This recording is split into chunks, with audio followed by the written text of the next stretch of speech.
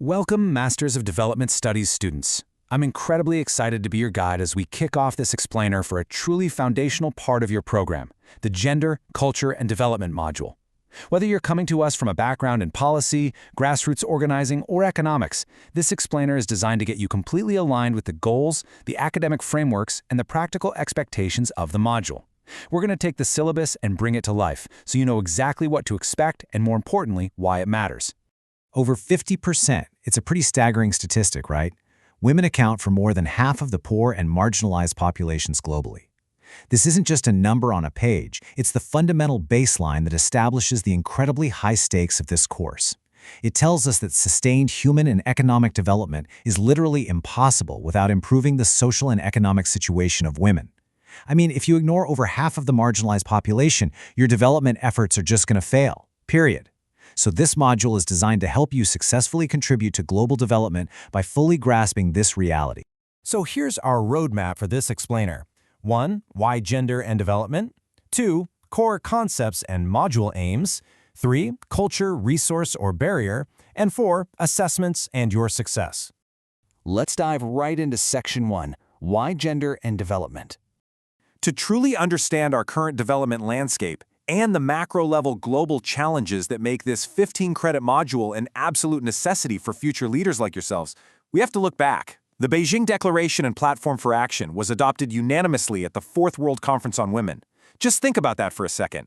Representatives from 189 countries all agreeing on the goals of equality, development, and peace for all women. This historic agreement identified critical areas of inequality and discrimination that are still highly relevant today across the globe, and absolutely including many African countries. We're talking about severe systemic issues here: violence against women, lack of access to healthcare, the absence of decision-making authority, unequal access to resources, and the violation of the rights of the girl child. These are the massive, real-world problems we're going to tackle. Moving right along to Section 2, Core Concepts and Module Aims. Your entire perspective in this module revolves around something called GAD, or Gender and Development. Notice the specific focus here. It's on the socially constructed basis of differences between men and women. So it doesn't just look at biological sex, it looks at how society builds and enforces these roles. And crucially, it emphasizes the need to actively challenge existing gender roles and relations. The ultimate aim here is to expand your understanding of these three pillars: gender, culture, and development, and help you gain highly practical skills for gender analysis and solving real-world issues. To achieve those aims, you're going to master a pretty robust new vocabulary. You'll dive deep into the gender gap and untangle the vital difference between gender equality and gender equity. You'll also study gender mainstreaming, empowerment, and sustainability. We're even going to deconstruct the household as a social construct. You might be wondering, why does this terminology matter? Well, mastering these concepts gives you the toolkit to foster equal participation of both women and men in the household and the broader community, which ensures that the benefits of your development efforts are truly shared.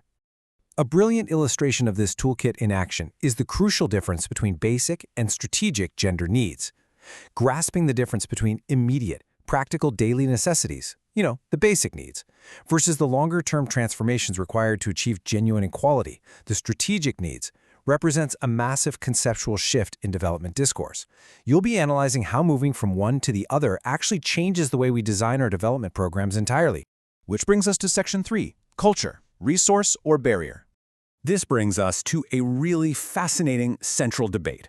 Do cultural beliefs and practices act as catalysts that drive development forward, or are they roadblocks that must be overcome?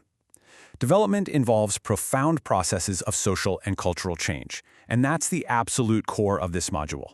You're going to critically examine how customs and cultural constructs influence development outcomes.